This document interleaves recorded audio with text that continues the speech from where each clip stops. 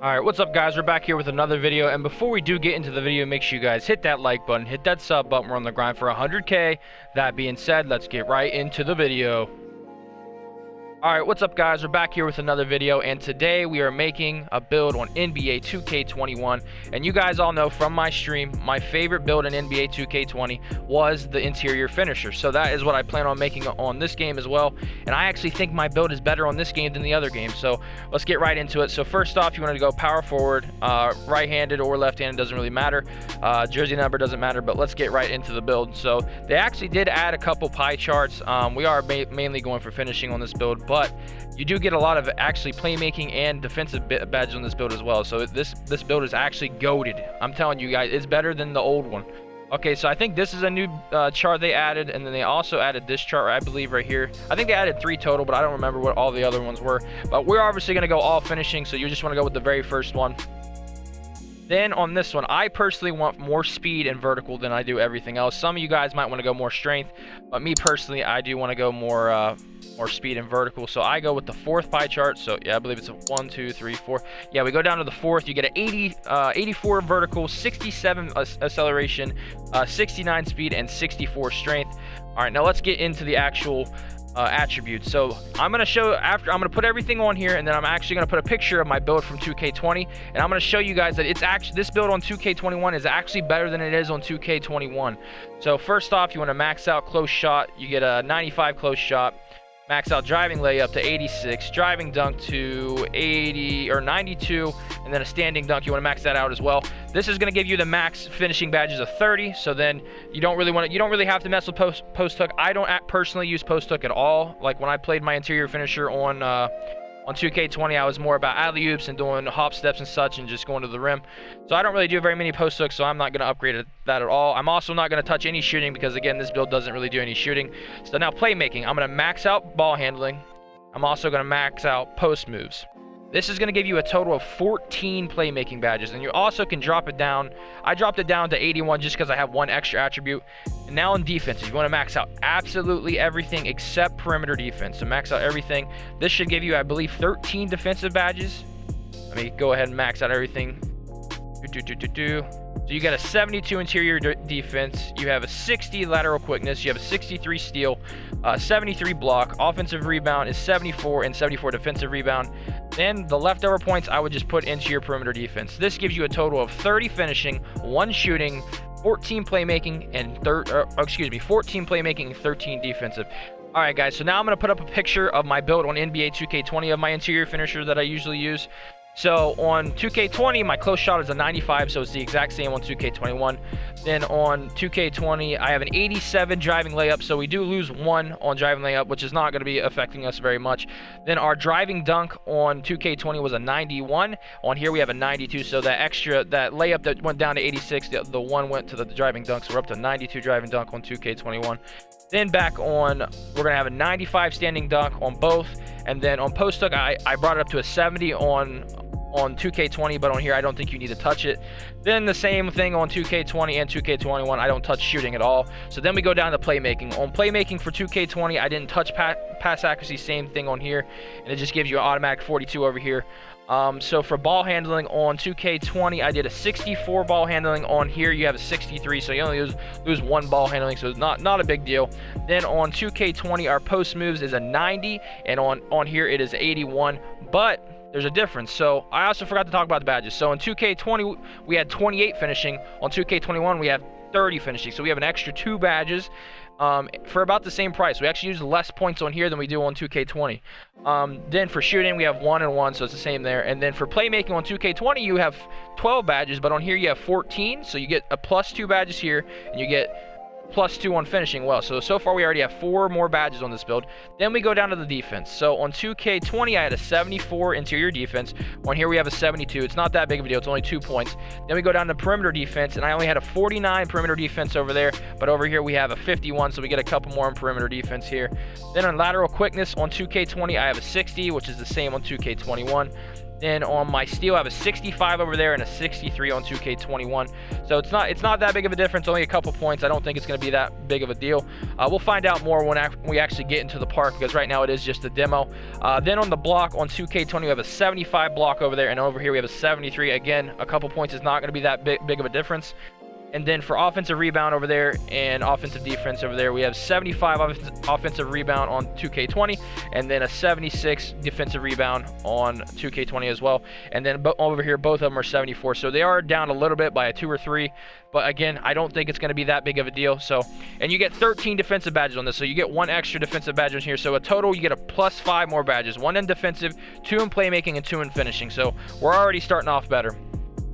Build shape, it doesn't really matter. I like going compact just because I like looking really small and dunking on people that are way bigger than me. I think that's always cool. You can always go burly if you're wanting to look really big, but again, I like looking really small. So we're gonna go with compact. And so on my old build, I went 6'10", but on this game, 6'10" really hurts your stats. So if you go to 6'10", you actually lose 7 driving dunk, which is actually crazy that it drops it that much from 1 inch. You also lose 5 layup, and then you lose a couple in shooting, doesn't really matter. You lose 7 in ball handling, which is crazy. And then you also lose a lot in perimeter defense, lateral quickness, and steal.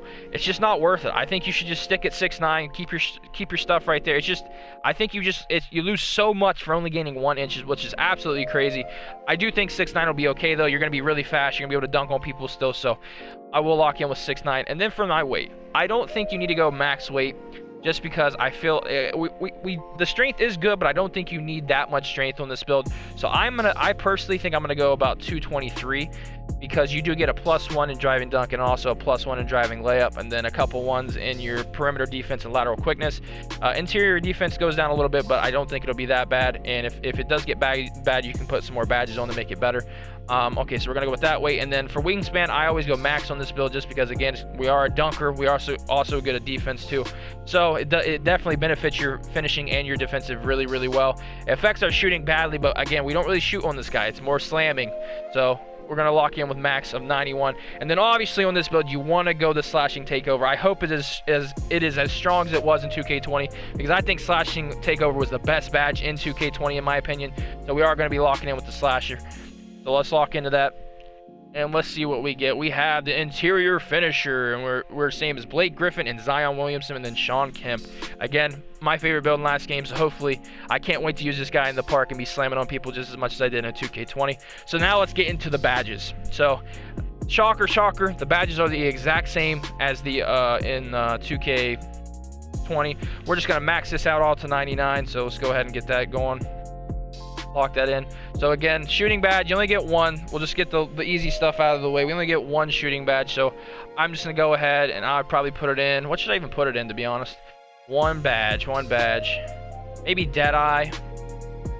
Yeah, to be honest, there's not, because usually you would put it in quick draw, but quick draw is not a badge anymore, so you don't really need it per se. So I probably would just do either Deadeye or maybe slippery off ball. Strengthens player ability to get open off the ball. I might actually do this just because the one shooting badge is not going to be that important, just because again we are dunking on mostly everybody. Now let's get into the finishing. Finishing is the biggest part of this build. So you want to go contact, obviously, Hall of Fame. You want to get fancy footwork, Hall of Fame. You want to get slithery, Hall of Fame. I put acrobat up as well. Consistent finisher maxed. Relentless finisher maxed. You have so many badges to work with. Giant Slayer maxed. I would put Lob City, if it's the same as last year, Lob City finisher only needed to be on bronze. I probably would put Acrobat max, to be honest with you. And then you have 1 extra badge. You could put it on Lob City finisher, but I don't, again, if it works at bronze like it did last year, we won't really need it. I'd probably put Pro Touch, honestly. Just bump that up. You might, if you want, you could probably drop this down and put it right here. But I'd probably leave it like this. Now let's go ahead and get into the playmaking badges. You do get 14 playmaking badges, so you get a lot to work with. So obviously, quick first step maxed out. Hopefully Unpuckable works this year. Usually you don't really need it because it doesn't really work. Like last year, it was awful. One of the worst. Everyone thought you needed it, which you do. You kind of need it. If it actually would work, you would need it, but I feel like it didn't work at all. So I'm gonna also max out Bailout. We have 5 more badges to work with. I think you need Break Starter a little bit, just so you can, if you get a rebound, you can throw it down to your teammate. What else? Probably Lob City Passer, because a lot of times I'm running with somebody that can also alley-oop as well. What else? Needle Threader maybe? Or Downhill. I would probably either go Needle Threader or Downhill. Just because I think that would probably be the best. I think I'd go Needle Threader personally. I think this is what I would personally run, but you could change stuff around because you do have 14 playmaking badges, which is absolutely crazy on this build. All right, so we go ahead and confirm that. And then we got defensive, so you get 13. So they said on Twitter that Pogo Stick might be nerfed this year, so Pogo Stick might not be as used as much. Actually, I don't know if I want to go Clamps yet. Obviously Rim Protector. Rebound Chaser. Intimidator. Oops, sorry, I went over one. Intimidator. We have 4 badges left. The big thing is we don't know if Pogo Stick works. So that's a big problem. And then I think you need box and so I feel like you need box and brick wall personally. So it really depends if Pogo Stick's broken or not. If it's broken, then honestly I'd probably bring it up to silver and then probably one on each of these. But if Pogo's not working, I would probably just make this silver personally. 13 bet, yeah, I think something like that, because I feel like if brick wall was one of the most powerful badges in last game, because you would hit some big screens, you definitely need brick wall. I think you need box out as well, so you can box out your opponent so you get the boards as well. So I do think you need both of these.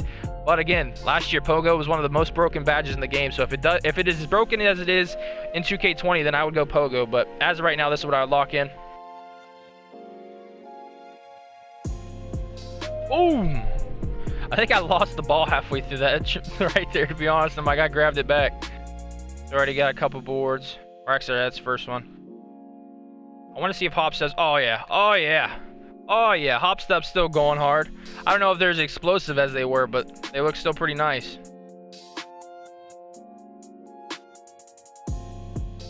Yes, sir.